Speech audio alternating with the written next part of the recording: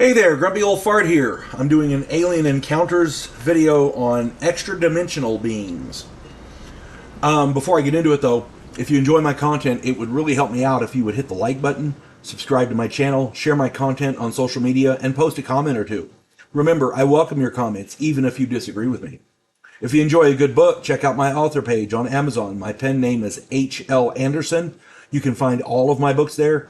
I like to think I write good stories that make you think. I wrote a 3-book science fiction western series called Drifters, working on a 4th one. I wrote a fun story about a house in New Orleans where the monsters all hang out. It's called The House Off Farrago Road. I wrote a political fantasy called The Righteous President. And I'm working on a series. I've got 2 so far, working on the 3rd. The first one is Vanguard 1. The second one is Task Force Terminus. It's futuristic space warfare type thing. It's a study of humanity from an alien perspective. Hope you get it. Hope you like it. Now, extra-dimensional beings. There are hundreds upon hundreds of theories about where or when alien beings come from. If in fact alien beings exist, and I see no reason to discount that possibility, they have to be coming from somewhere, and researchers are coming up with new theories on that topic on a daily basis. One of my favorite theories is the ultra-terrestrial theory. Check out my video on this.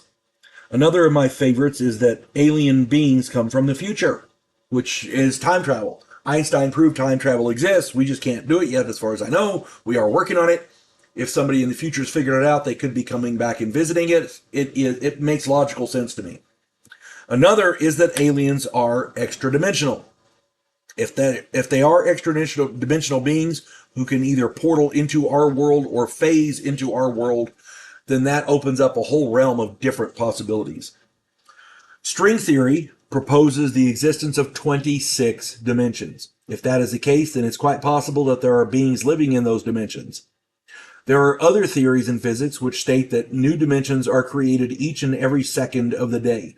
Or there's another theory that says every time anybody makes a decision, any animal makes a decision, anytime any kind of a decision is made, a new universe branches off from that point in our timeline and creates a new dimension going forward. If those are true, any of these theories are true, then there's no way to calculate how many other dimensions there are. There are tons of other theories like this as well. Those are just some of my favorites. Suffice to say, it's quite possible that there are a multitude of other dimensions. If alien beings, or at least a portion of them,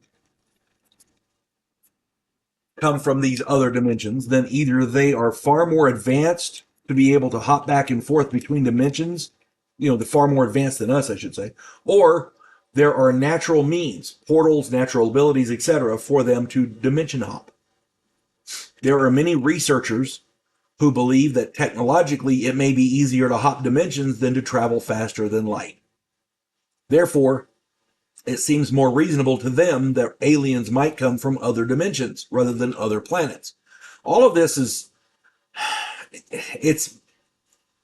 it can be confusing, but if you follow it, it all kind of makes sense.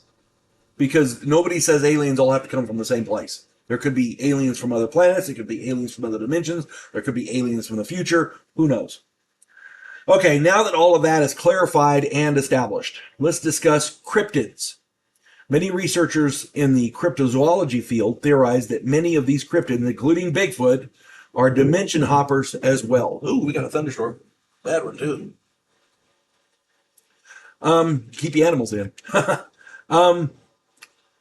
Many reports suggest Bigfoot may be a phasing creature able to appear and disappear at will.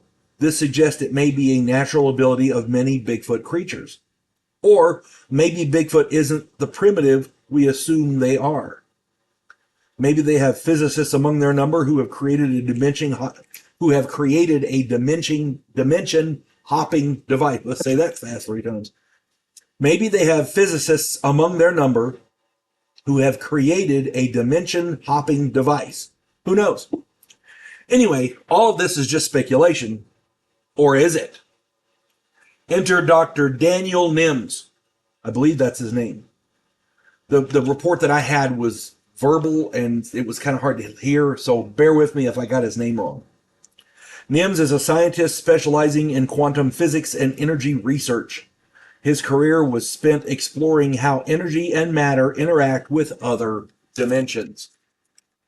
Nims created an energy vision device, which he claims can photograph interdimensional beings in parallel dimensions. Yeah, the energy vision device allegedly is able to photograph different resonance frequencies, which theoretically attune to these other dimensions. If that's possible, if he's right, excuse me, that's a hell of a breakthrough. That is a hell of a breakthrough.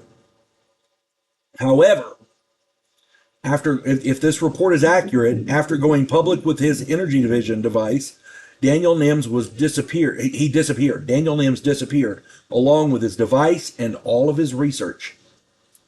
Information on him has been wiped from the internet, including his published papers. Nobody knows who's responsible for for his disappearance.